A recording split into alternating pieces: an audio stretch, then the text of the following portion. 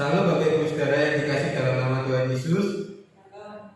Di nama Tuhan kita dapat bertemu kembali di dalam rangkaian ibadah Minggu pagi dalam kesempatan kali ini. Nah, meskipun kita dalam kondisi pandemi Corona dan kita harus beribadah di rumah kita masing-masing, namun itu tidak mengurangi kita untuk terus semangat melayani Tuhan. Sebelumnya, mari kita akan berdoa terlebih dahulu untuk menghadapi panggilan saat pagi hari ini. Ucap syukur Tuhan Engkau telah memberkati kami, menyertai kami dalam kehidupan kami sehari-hari. Terus Dia akan menghadapi firman-Mu.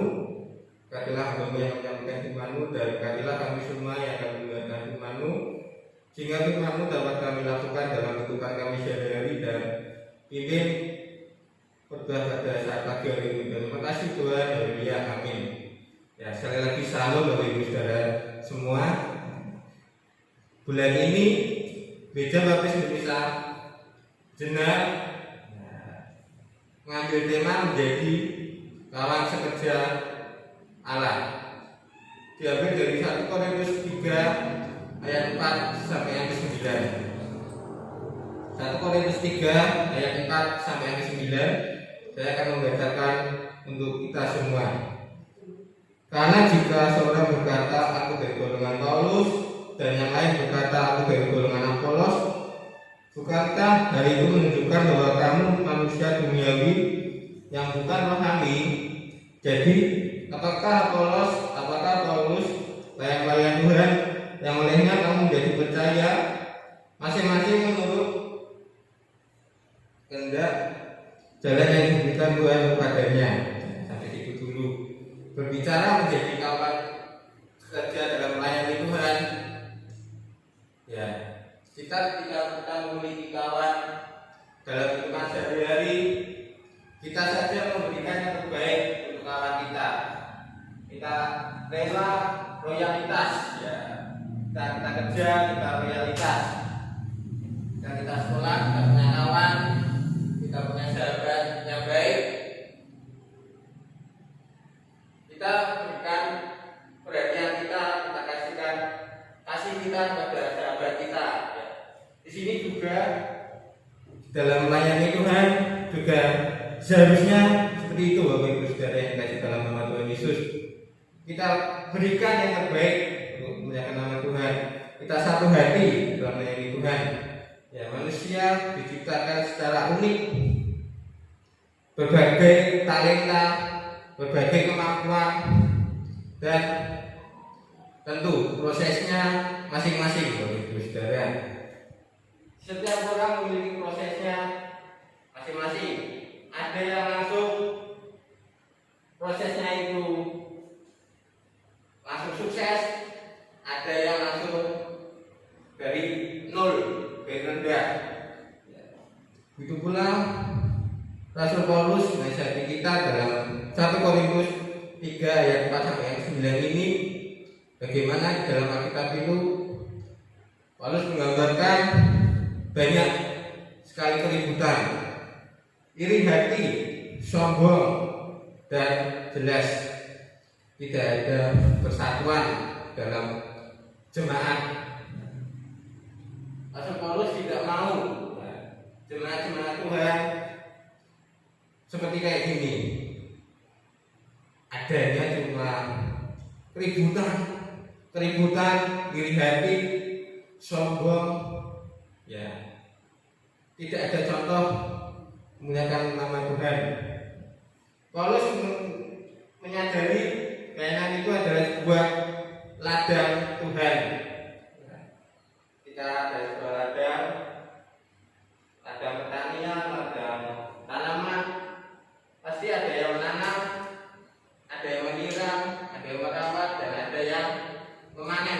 Saudara,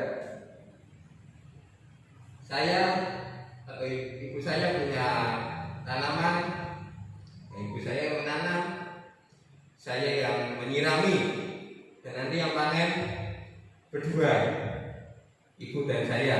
Itu pula di dalam melayani Tuhan, ada yang menyampaikan firman Tuhan, ada ada yang bermain musik, ya, ada yang singer, dan ada yang nyanyi pujian, operator LCD, dan yang lainnya. Namun itu semua memiliki satu tujuan, yaitu sama-sama untuk melayani Tuhan. Saat pagi hari ini kita akan belajar 3 hal penting untuk kita selalu semangat menjadi kawan sekerja dalam melayani Tuhan. Yang pertama yaitu memiliki kehidupan seperti Allah. Ya, tentu di dalam melayani Tuhan kita sudah wajib dan semestinya memiliki kehidupan yang sama seperti Tuhan. Ya. Saya membacakan ayat yang keempat. Karena jika yang seorang berkata aku dari golongan Paulus dan yang lain berkata aku dari golongan Apolos, bukankah hal itu menunjukkan bahwa kamu manusia duniawi yang bukan rohani? Nah, di sini Rasul Paulus menegur jemaat-jemaat yang ada di sana. Kehidupannya masih memiliki kehidupan yang duniawi. Ketika kita sudah memutuskan percaya pada Tuhan Yesus, kita setia melayani Tuhan, kita harus meninggalkan kehidupan lama kita. Tuhan Yesus mau kita itu hidup untuk menyembah Tuhan. Kita tinggalkan keluarga kita secara duniawi. Ya, kalau Tuhan Yesus mengajarkan kita untuk mengasihi, ya kita mengasihi. Ketika Tuhan Yesus mau menerima kita yang berdosa ini, ya masa kita tidak mau menerima sama kita. Ya, ketika kita melayani Tuhan, menjadi kawan sekerja dalam melayani, kita sudah sebelumnya dan sepatutnya kita menjadi contoh bagi sama kita, ya meskipun seringkali dalam kehidupan melayani kita juga masih sering dihina, direndahkan sama orang. Namun dalam ayat ini, dalam pasal ini, Rasul Paulus menasihati kepada kita untuk terus setia. Tuhan Yesus saja direndahkan, tetap semangat. Apalagi kita juga harus semangat melayani Tuhan. Kemudian yang kedua, menyadari Allah adalah pemberi rohani. Di dalam 1 Korintus 3 ayat 5 dan yang ke-6, saya akan membacakan bagi Bapak Ibu saudara semua. Jadi apakah Apolos, apakah Paulus, layang-layang Tuhan yang olehnya kamu menjadi percaya? Masing-masing menurut jalan yang diberikan Tuhan kepadanya. Aku menanam, Apolos menyiram, tetapi Allah yang memberikan pertumbuhan. Di sini Paulus menyampaikan bahwa Tuhanlah yang memberikan pertumbuhan rohani. Ya, ketika tadi Paulus menggambarkan melayani Tuhan itu sebagai sebuah ladang layanan, ya, ada yang menanam, ada yang menyiram, tapi Tuhanlah, ya, kembali lagi, Tuhanlah yang memberikan pertumbuhan. Itu pula dalam melayani Tuhan, kita tinggalkan kepentingan kita pribadi. Ya, seringkali manusia, terutama anak muda, egois. Ya, aku mau melayani Tuhan, aku mau itu, aku mau satu pelayanan sama dia. Karena apa? Karena adanya rasa sakit hati, karena adanya rasa kecewa yang mendalam. Kembali lagi di sini Rasul Paulus menasihati kita supaya kita sadar bahwa itu bukan karena kita, tapi karena Tuhanlah. Karena Tuhan yang memberikan pertumbuhan. Ketika kita melayani Tuhan, kita harus berdoa menyerahkan semua pada Tuhan. Karena ketika kita menyerahkan semua pada Tuhan, pastilah Tuhan yang akan memberikan jawaban, Tuhan yang memberikan pertumbuhan secara rohani. Dan yang ketiga yaitu mengembangkan pelayanan masing-masing. Di dalam 1 Korintus 3 ayat 8 dan yang ke-9, saya akan membacakan bagi kita semua. Baik yang menanam maupun yang menyiram adalah sama, dan masing-masing akan menerima upahnya sesuai dengan pekerjaannya sendiri. Karena kami adalah kawan sekerja Allah, kamu adalah ladang Allah, bangunan Allah. Nah, di sini kembali Rasul Paulus mengingatkan kita dan terus mengingatkan kita bahwa baik yang menanam ataupun baik yang menyiram adalah sama. Ketika kita berada di luar, ketika kita kuliah, kita bisa kirim absen, tapi tetap bisa dihitung masuk karena sudah ada absen. Begitu pula dalam pekerjaan itu juga sama. Kita bisa dihitung absen, tapi tetap ada buktinya. Ya, itu tidak berlaku di dalam hal yang itu Bapak Ibu Saudara. Kita tidak bisa titik absen terhadap orang yang kita kenal. Semisal saya sebagai seorang anak pendeta, juga tidak bisa titik absen dalam melayani Tuhan. Karena apa? Karena Rasul Paulus menasihati pada kita, baik yang menanam maupun yang menyiram adalah sama. Jadi di hadapan Tuhan Yesus kita semua sama, entah itu anak pendeta, entah itu anak si A, si B, semua adalah sama, yaitu sama-sama melayani Tuhan. Jadi tinggalkan manusia lama. Manusia lama kita masih sering sombong, masih sering sakit hati, masih sering angkuh. Kita tinggalkan, karena itu semua adalah contoh yang tidak baik bagi pelayan Tuhan. Mari kita akan membuka kitab kita yang lain di dalam Kolose 3 ayat 23 sampai yang ke-25. Saya akan membacakan bagi kita semua.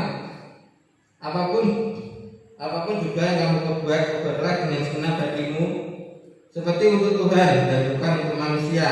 Kamu tahu bahwa dari Tuhanlah kamu akan menerima bagian yang ditentukan bagimu sebagai upah. Kristus adalah Tuhan dan kamu adalah hambanya. Barang siapa berbuat kesalahan, dia akan menanggung kesalahannya itu, karena Tuhan tidak memandang orang. Ini dijelaskan dengan sangat Bapak Ibu Saudara yang kasih dalam nama Tuhan Yesus, karena Tuhan tidak memandang orang. Jadi kita sering melihat pelayan Tuhan kok hidupnya jelek, tidak sesuai dengan kehendak Tuhan. Banyak tindakan seperti itu, dan itu tidak boleh dicontoh. Di sini dinasihatkan, barang siapa berbuat kesalahan, yang akan menanggung kesalahannya itu. Jadi ketika ada seorang hamba Tuhan melakukan kesalahan, Tuhan akan menegur sendiri. Kembali lagi, tidak bisa tidak absen dalam melayani Tuhan. Kita harus berbuat baik dalam melayani Tuhan. Kita menanggung pribadi demi pribadi. Ketika kita melayani Tuhan, hendaklah kita terus meminta hikmat dari Roh Kudus untuk memimpin setiap persoalan kita, setiap pelayanan kita, baik di gereja maupun di dalam kehidupan sehari-hari di lingkungan masyarakat. Mari sebelumnya kita akan membuka kembali Alkitab kita di dalam 1 Korintus 6 ayat yang ke-19 sampai yang ke-20. 1 Korintus 6 ayat 19 sampai yang ke-20. Saya akan membacakan bagi kita semua.